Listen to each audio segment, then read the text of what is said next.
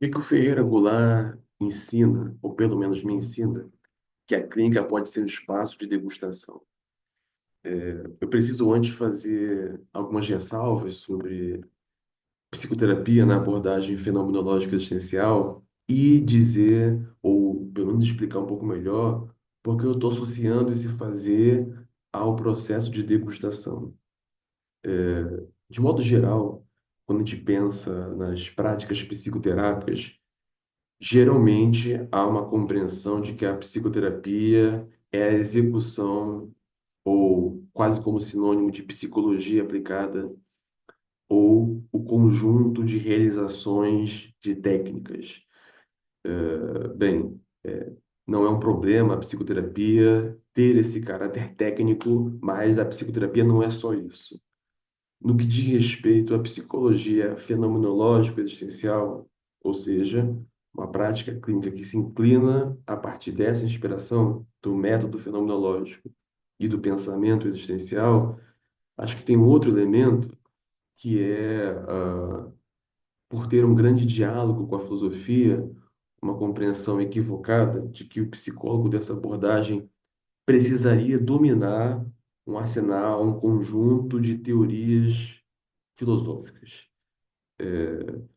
Eu penso que o fazer da clínica, no campo da psicologia, ele está muito mais próximo, primeiro, do aspecto poético da vida do que tecnicista, e que recorrer a filosofias pode também, exclusivamente a filosofias, pode fazer perder de vista aquilo que eu julgo mais fundamental na clínica, que é a escuta, que é a sensibilidade.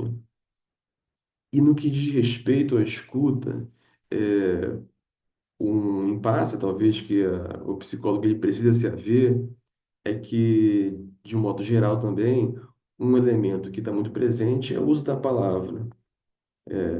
E a palavra circunscrita no conjunto da linguagem que nós utilizamos, que traz aí uma certa questão que é a seguinte: ainda que nós utilizemos as palavras para expressar aquilo que é a nossa questão, as palavras são insuficientes para conseguir abarcar aquilo que está ali circunscrito no afeto.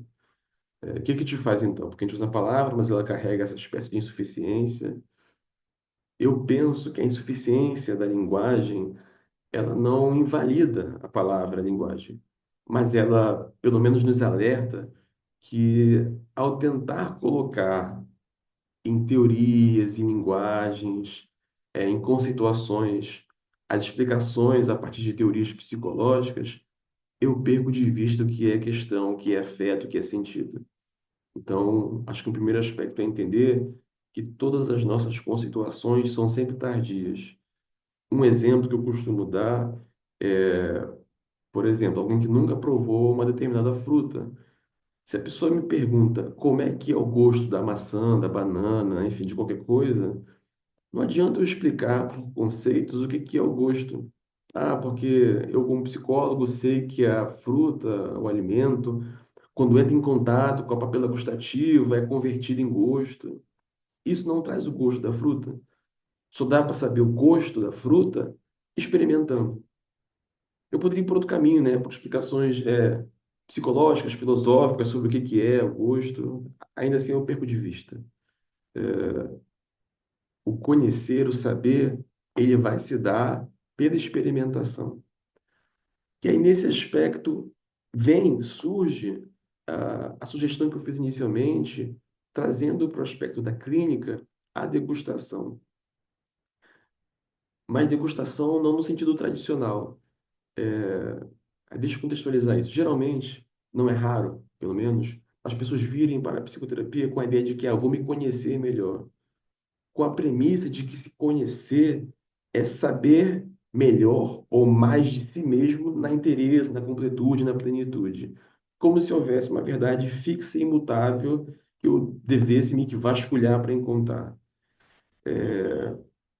Tem uma noção de saber aí, que é uma noção de que é uma verdade que ela está escondida por trás de alguma coisa, basta que eu vasculhe melhor, digamos assim. Eu acho curioso que, pelo menos no português, a noção, a palavra, pelo menos, saber tem a mesma origem de sabor, que é sapere. E penso que tem certos saberes ou certos sabores que, assim como eu falei anteriormente, eles não vão caber na palavra, na definição, ou pelo menos nessa noção de se conhecer melhor, de buscar concituações de modo muito prático, né? Ah, eu entendi que eu sou uma pessoa que tem um tal transtorno. Eu entendi que eu sou a pessoa que tem esse diagnóstico. Eu estou enrijecendo a partir de uma conceituação algo que não sei se é mais importante definir, mas que de algum modo não tematiza o que é meu modo de relação com o mundo. E nesse aspecto eu acho que a poesia ela consegue ser mais certeira, porque ela aponta esse impasse da linguagem e busca resgatar aquilo que está na palavra, mas não é a palavra, que não é exatamente uma coisa em si.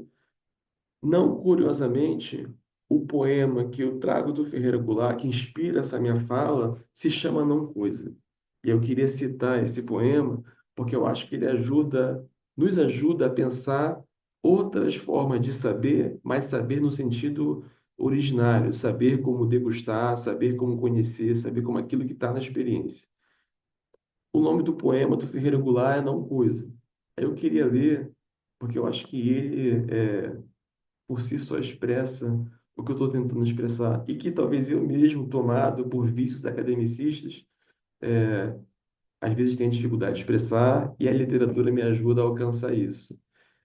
A grande ressalva que eu faço não é o dizer não às teorias psicológicas, mas é entender que, no fim das contas, o que é mais importante não vai caber na teoria, tá? Porque eu tenho a impressão também que, às vezes, pode parecer que pela psicologia fenomenológica existencial realizar a suspensão fenomenológica, ela nega saberes. Não é um negacionismo, é uma suspensão, tá? Então, acho que esse é um ponto importante.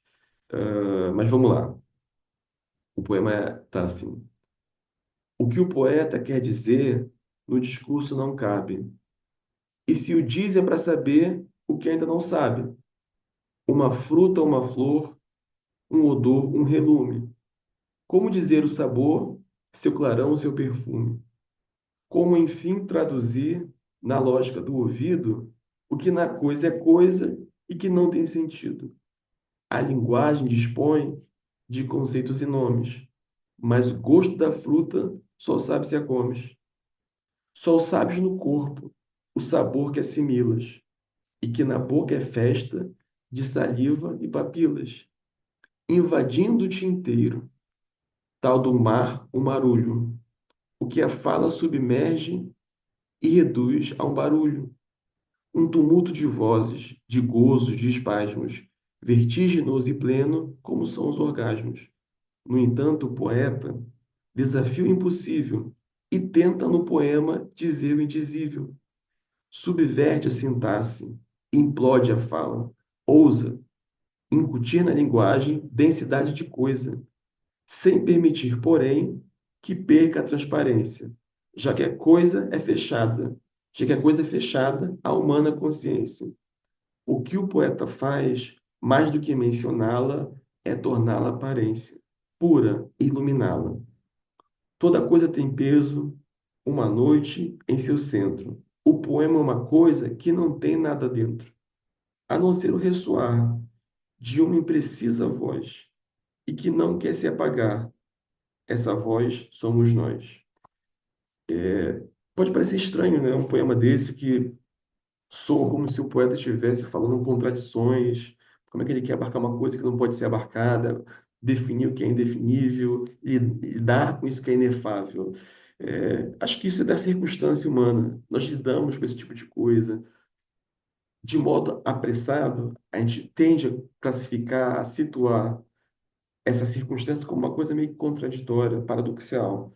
Bem, entendendo que o humano não é em si racional, não contraditório, faz sentido entender que o ser humano ele lida com esses antagonismos, ele lida com essas ambiguidades, porque isso é da condição humana, né? Ser ambíguo também. Eu penso que essa poesia, até no seu processo, quando a gente vai lendo o poema, vai falando desse processo de descoberta, de degustação. Penso que a clínica repousa também nesse aspecto da degustação, de um saber que não é apenas conceitual, que flerta com o conceito, mas não é o conceito em si, é o afeto, é o sentido, é a articulação. Eu poderia entender que na clínica o mais importante seria nomear as coisas, dar o nome. Não descarto que isso seja importante, mas não sei se isso é o mais fundamental, porque no fim das contas, independente do nome que eu vou dar às coisas, medo, angústia, desespero, fobia, trauma, enfim, qualquer tipo de coisa, está sempre em questão, mais do que a nomeação, o modo como eu me articulo com essas palavras.